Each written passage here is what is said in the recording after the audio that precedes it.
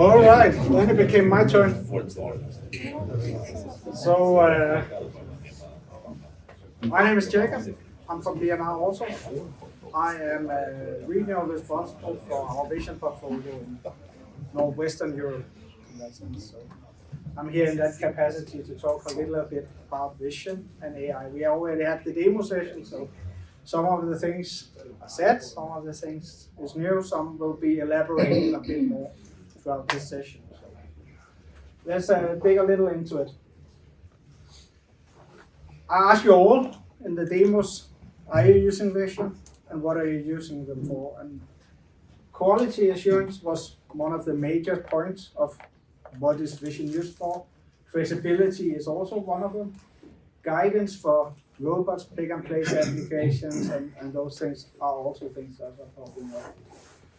One of the things vision has not been used so much in is real-time control loop, but it's becoming an increasingly factor to actually real-time optimize your machine based on the inputs of vision. If you take printing industry, for instance, there they have used sensors for register control of each print work to make sure that yellow is printed right next to blue, right next to red, so that your wine labels on your bottles look perfectly aligned. That is vision also used for today to minimize waste, make quick changeovers, and utilizing a lot of these pains that they have had. Their vision can contribute. But you need a lot more information, and it's more than sensors, but vision should also be, as we discussed in the training, a simple thing to implement, because when it becomes too complex, then people tend to skip it at least, because why do it now? Maybe we can do it in a better way.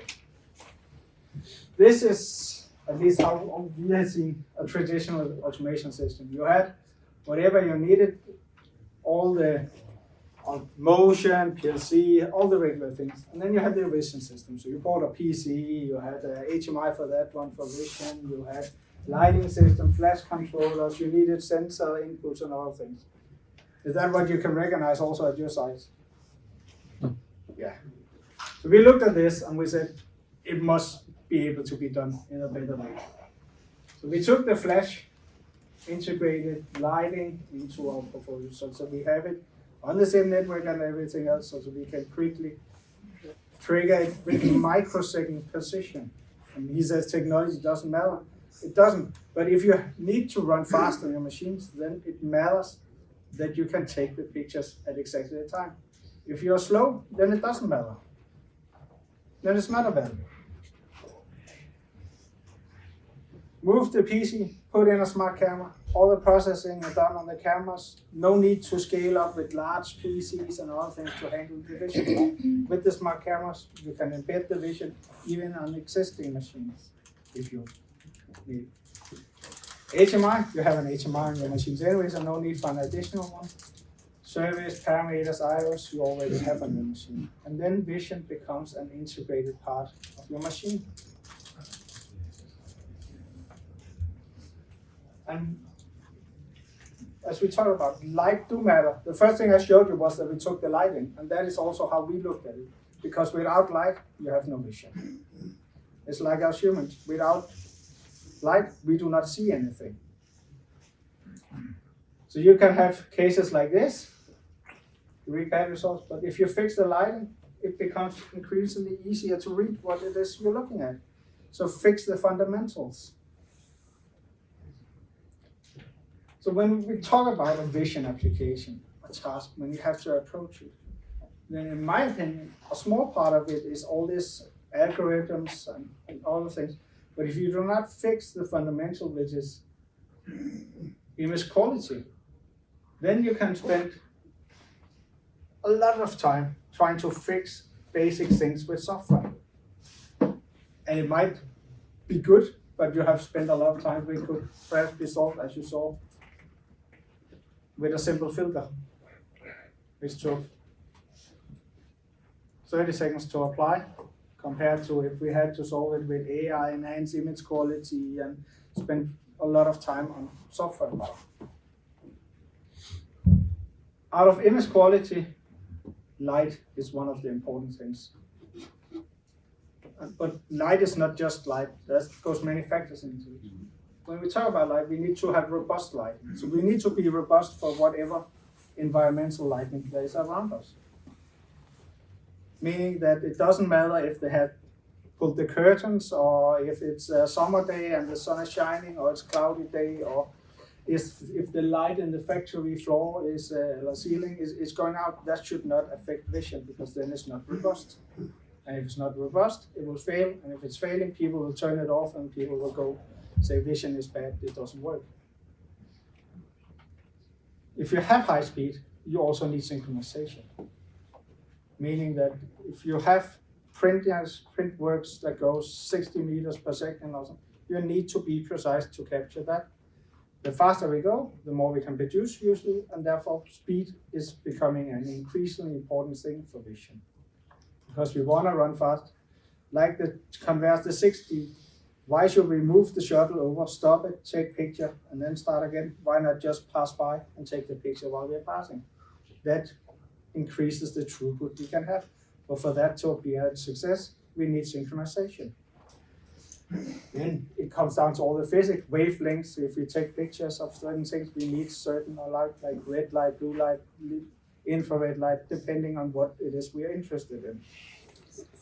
Light setup is also an increasing thing. If we need front light, we need light from the side. All different things play into the role of enhancing what we are interested in. But it's what we are interested in we need to look at.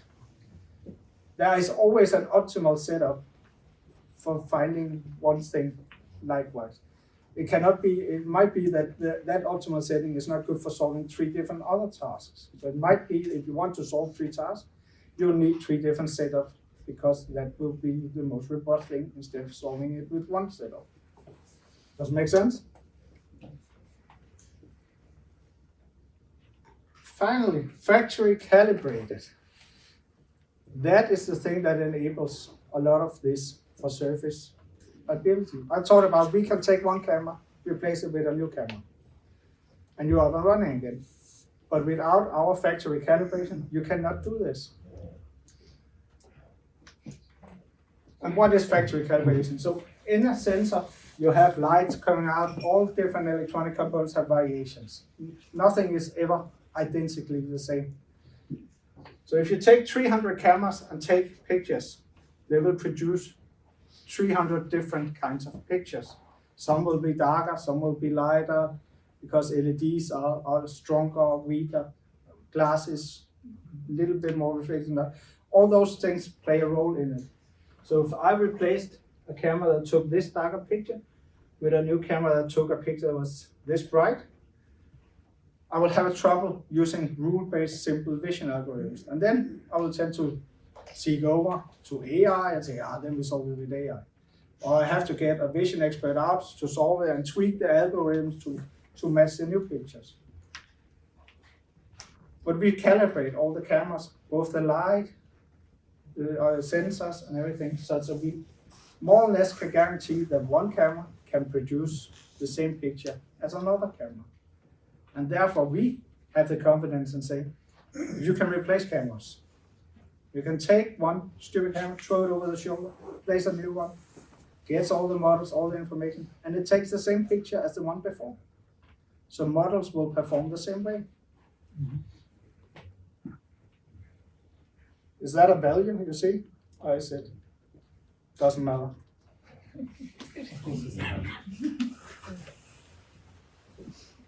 And we are increasing this for focus adjustment, other things when we start talking about robot hand coordination, because normally you calibrate with checkerboards, the ones that are used to pick and place application. With this, we can actually calibrate one time, and it applies also to new cameras if they are replaced. So if you make serious machines, you don't have to calibrate each of them, meaning you have shorter commissioning time of machines. Light do matter, as we talked about. What are we interested in? That is what we have to look at. If I'm interested just in finding it, then this might be good. If it's surface tension, cracks, this lighting technology might be good. If it's reading the text in here, then I might need to use another lighting concept. So different light can enhance different features, and we have to look at what is it that brings value, what is it that's interesting for your applications. We have a lot of hardware, different things, try to solve whatever we can, but we also have the openness so we can implement whatever LEDs, whatever is needed into it. Also with microsecond precision. We can of course not calibrate your light, but our light is calibrated from our point of view. When we talk about vision, it's also about complexity. A lot of factors play into role, and it's difficult to say we need exactly this and do it exactly that, and then we have solved it in 5 seconds. If it's not a barcode reading on a white surface with a black thing, then it's pretty easy, but normal vision cases are not always as easy. It comes down to hardware-wise, like certain amounts of degrees of freedom, like are the elements always positioned in the same place, or does it vary a little? How much can they move? It comes down to speed. Do we need to take 1 per second, 1 per minute, 1 every 30 milliseconds? How fast it's coming, meaning how much time can we also use to process things? Accuracy is always a nice point discussing when we talk about vision, because when we talk quality control, what is good enough? Is 90% good enough? 99%? And then people say, we need 100%. I say, yeah, okay, good luck with that. How can you guarantee 100%? You can get close, but I would never guarantee 100%.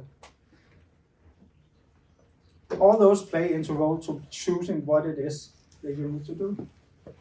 And again, that goes into a lot of hardware specifications, doesn't really matter. But you need all these different things because it needs to fit to those specific needs that you have for your specific applications. And if you need special optics, I talked to some, then you could add them to cameras and buy huge lenses and take pictures from wherever, do whatever. There are so many different kinds of optics that can do crazy things, looking around bottles, looking inside bottles. It just matters what it is you need to solve.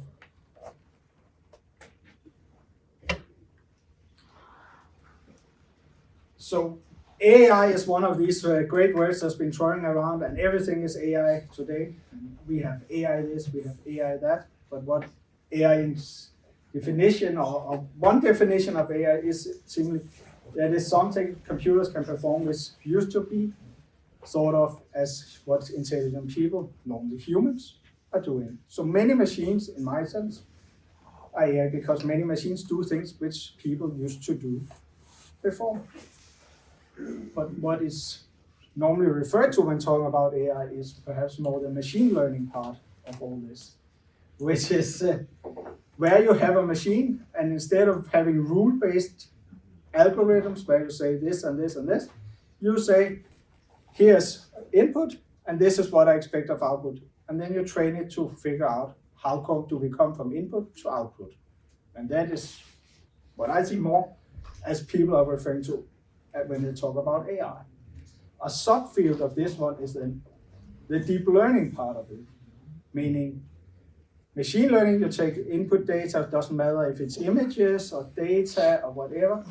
Deep learning, here you are trying to make some reasoning inside it. So a good case could be,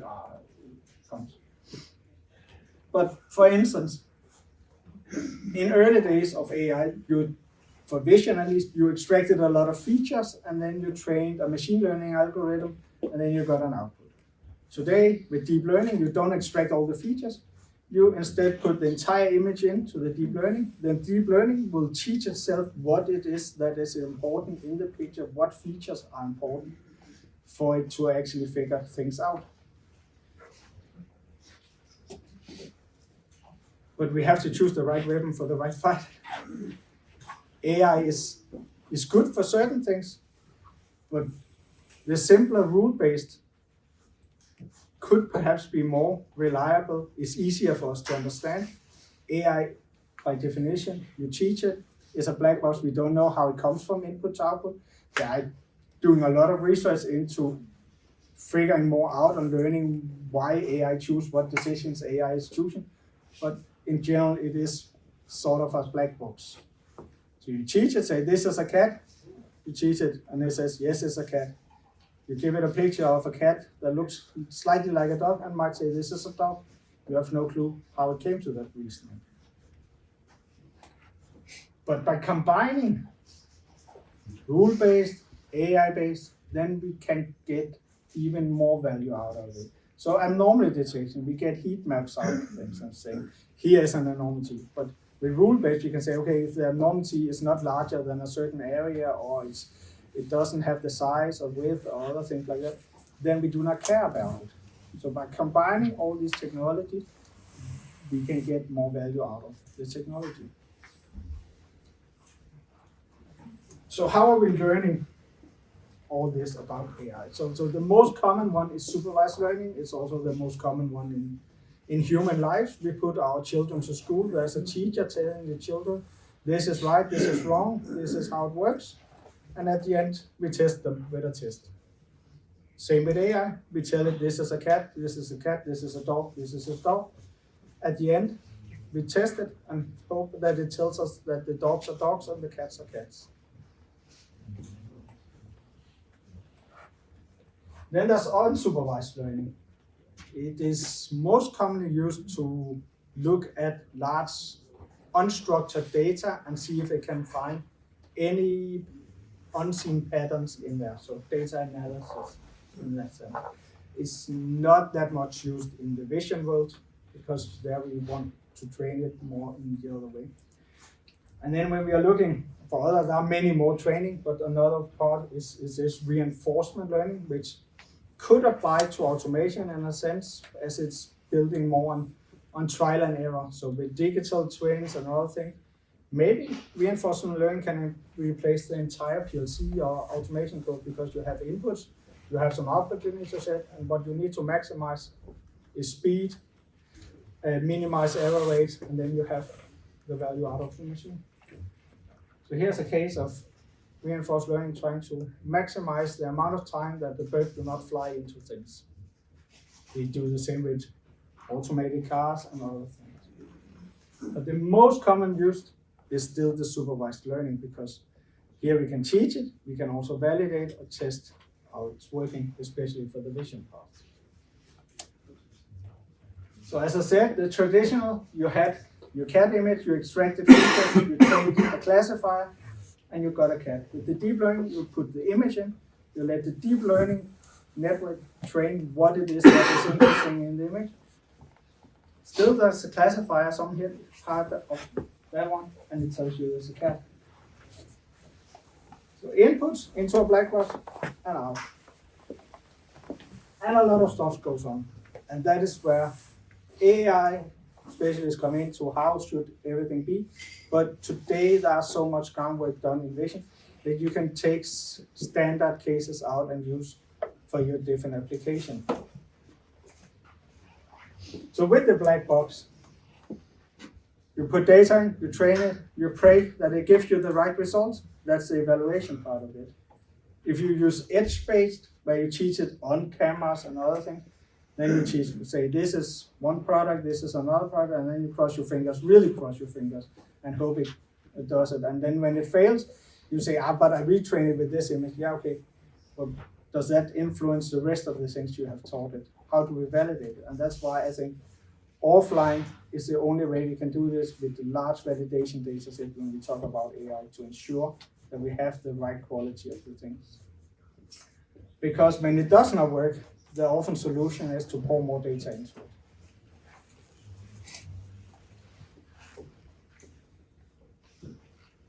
So the workflow when we talk about AI is collect the data set. And there are some key principles that goes into collecting a good data set. Realistic conditions, like when you capture your pictures for air, it needs to be in realistic conditions. In this case, it was net fronts on a blue conveyor. Then we take pictures of it on a blue rubber conveyor because that is the condition that it will operate in. If we change the entire scene and say, okay, but it's a metal face, but the metal surface might reflect differently and doesn't really give the same results. We also need to cover variants. What kinds of variants do we talk about? This is a natural product, so by nature it has a lot of variants. If it's a mechanical device, maybe it looks always the same. So there are not that many variants. And the common case is that people take one product and take a lot of pictures of that product. And then say, now I have a data set, I just moved it slightly and rotate it, and now I have a data set. Yeah, but what about the next product that doesn't look exactly the same as the other one? You need to have a really representative data set. But generally, more data gives more robust AI solutions. You need to label it. For instance, in this case, we needed to find this point, so we marked these points. We also wanted to check if we could find the eye, because then we could do some math beside to detect them. But we go and mark and label things, and labeling is also a crucial part of all this AI stuff. Because if you mess up your labeling, say a cat is a dog, and you put it into a training, then you train the network to say a cat is a dog. It's like if you tell your children at home all the time that when they see a dog, it says meow. Then when they grow up, they think the dog says meow. Until they go to school and get told it's not what's happening. And when we talk about all this, you need to have the key principles in place, that we do not train on the same things as we evaluate on. Because if we train on the same things that we evaluate on, are we really evaluating the things? So we need to split the whole data set up into 3 groups: training, validation, and evaluation. Set up some AI algorithms. So the pictures you see up here is from our tool where you can configure everything. It takes you nicely and smoothly through the whole process, and even management and sales guys and everyone could actually set up a training in a quite simple manner. So you configure the AI algorithm, you train it. So training and validation is a cyclic loop in a sense. So you train, you validate, train, validate, and it runs automatically. So in a sense, the validation is a check that you do not overtrain your data. So everything ends up, and then at the end, you want to run a validation. And the validation, in my point of view, as I said, is a crucial part of this, because this is where we test if it actually learned what it should be learning. So you need a good validation set to verify, because that is your insurance that AI is actually performing what the AI should be performing. And if it doesn't, you go back, you collect more data, you try again, you change parameters, you try different things, and that is the process of constantly trying to tweak both the AI and the things into working and giving out the results you need at the end. And then you deploy, happy, and life goes on. Or not. No. So we as BNR, of course, we haven't developed everything from scratch, because there are a lot of companies that have a lot of expertise in all of these areas. So we have a good partnership with Halcon. How many of you know Halcon?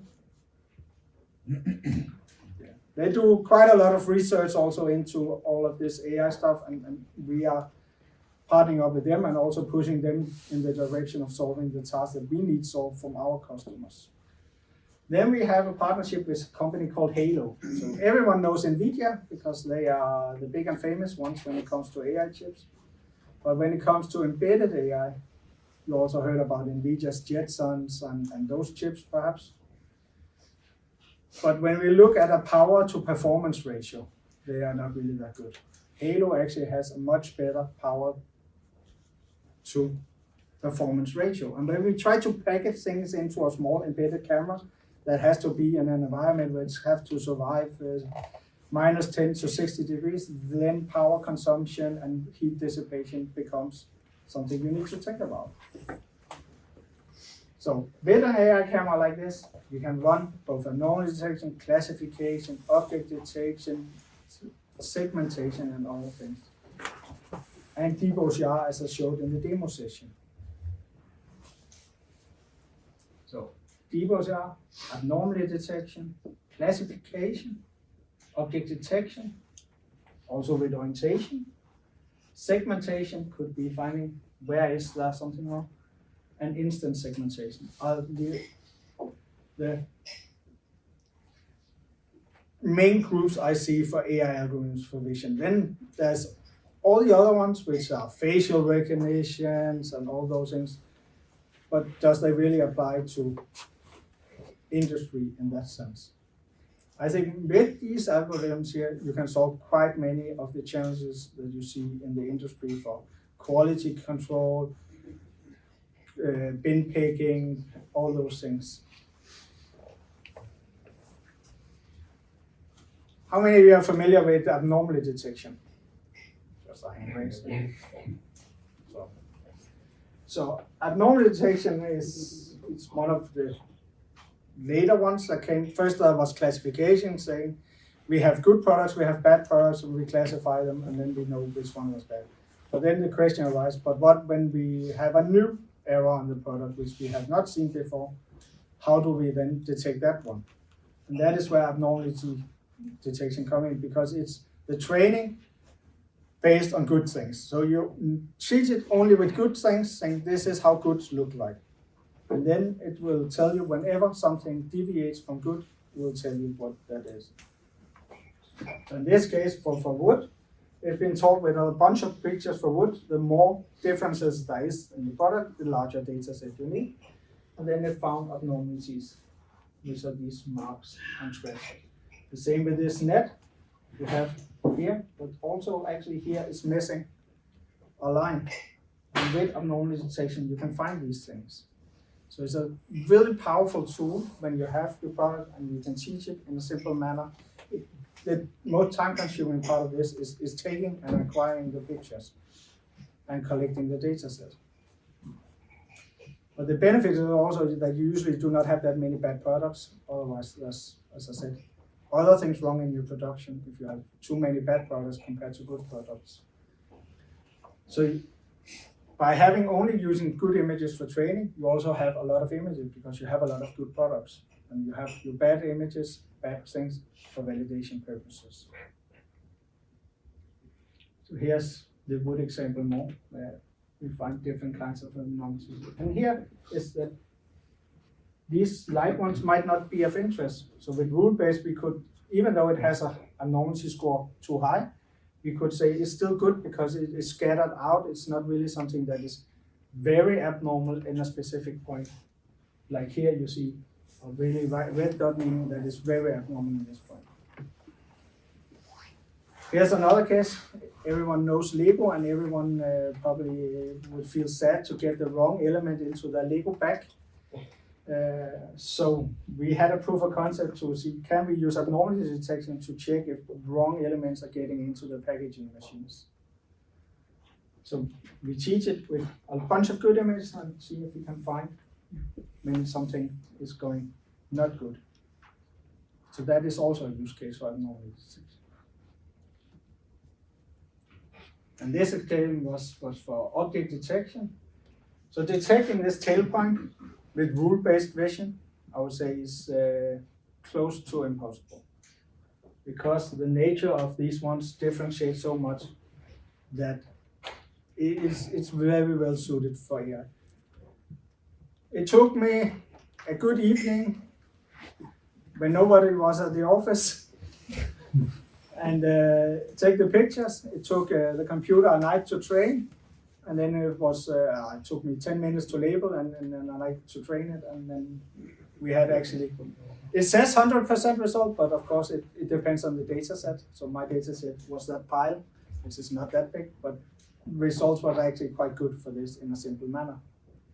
So it doesn't need to be like a month's development time to evaluate AI solutions. We can do it in a really fast manner, take some pictures, see from a proof of concept point of view, is it a viable solution way to go? Or do we need more data, larger proof of concept to evaluate these things?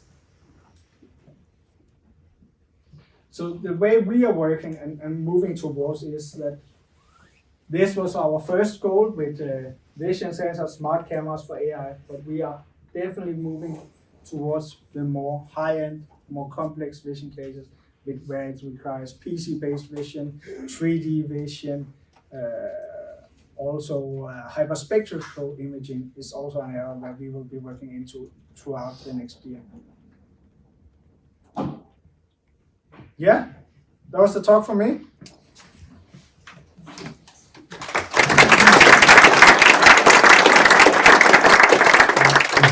Are there any questions, thoughts? Yes.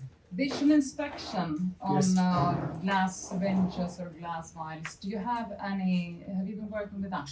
Does any of your tools, so to say, have they been implemented into any company regarding visual inspection? And it works well. So we have a lot of quality inspections out running for different things. So especially glass is one of the tricky ones. We have a quality inspection for transparent plastic bags, which is similar, but with glass and those things, it depends quite much on the lighting. We have had quality inspections of glass panels, so where we had to use structured light from the back to check the quality of it, which is running. So we have some experience in that areas. And syringes, pre-filled syringes. Syringes, we have had we have a case with syringes also. I cannot say more than that. Yep. And we also had checking mascara brushes, where the hairs should be nice and smooth and not be filtered together and all the things. So we have different kinds of applications in medical, but my limitations towards the medical is quite much because we cannot tell that much about the actual applications in that field because we're not allowed to, unfortunately. You're quite strict with your NDAs in that area. I have a question, also product related, but what about gold surfaces? Have you had any project with gold surfaces? Yes. So we have done some because we did some for the printing industry where they needed to check similar to gold surfaces on the print marker material and other things where we had to take pictures of that. And also it depends if it's large surfaces or it's a small area you need to detect. Small. Then we have a good experience with that also. Okay. Nice. How small is the area? Like what's your limitations? So that depends on the optic. And that's because and with the C-mount camera we can put whatever optic on, so you could also use it for. So basically optical resolution. Yeah, it's the optic that determines the field of view. Yeah. Yeah. So in terms of like an optical microscope, for example, resolution limit, that's where you can go. You can go to. So with the built-in cameras and what we are down to micrometer precision. When we are close and having a small field of view, then if you need to go lower than that, then you need specific object that has a really, really small field of view in that sense. But yeah. But do you have anything where your applications are really? So the printing industry, again, there we are working with micrometer precision